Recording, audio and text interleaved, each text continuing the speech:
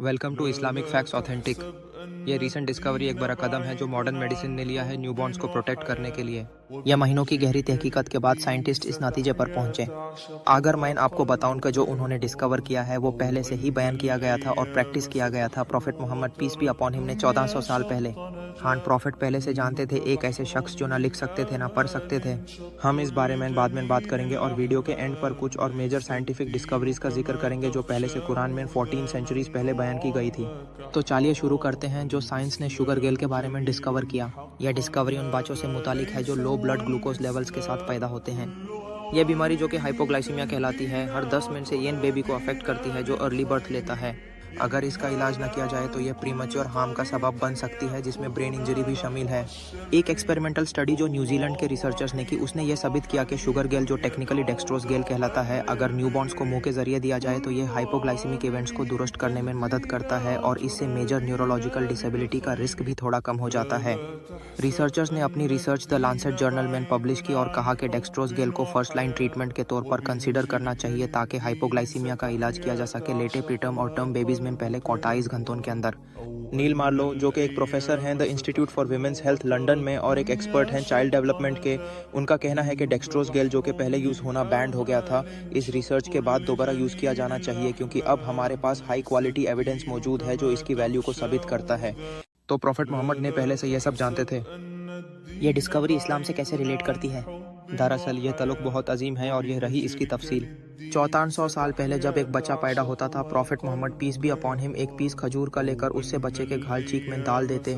इसको अरबिक में तहनीक कहा जाता है। इस वजह से यह आज भी एक रिवाज है कि एक पीस खजूर या छोटी सी मिकदार हनी न्यूबॉर्न के मुंह में डाल दी जाए। तो प्रॉफेट मोहम्मद पहले से जानते थे कि शुगर एक इफेक्टिव प्रोटेक्शन है बेबी के लिए हाइपोग्लाइसीमिया डिजीज के अगेंस्ट, जैसे कि साइंस ने साबित कर दिया है। प्रॉफेट मोहम्मद को यह कैसे पता था?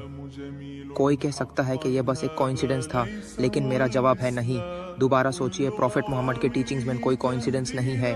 चलिए इस बात का सबूत देते हैं। प्रॉफेट मोहम्मद ने कुरान में एक बैरियर का जिक्र किया जो दो समुंदरों के मिलने वाली जगह पर मौजूद है। यह बैरियर दोनों पानियों को मिलने से रोकता है जैसे कि एक दीवार हो जो उनको अलग रखती है। फिर बहुत सालों बाद साइंस ने इसको साबित कर दिया। क्या ये एक कोइंसिडेंस है? प्रॉफेट मोहम्मद ने एम्ब्रियोलॉजी के बारे में इतनी तफसील दी कि इंसान किस तरह माँ के रहम में डेवलप होता है। यह मालूमात उस दौर में आई जब ना माइक्रोस्कोप था और ना कोई साइंटिफिक टूल्स। क्या ये एक कोइंसिडेंस है?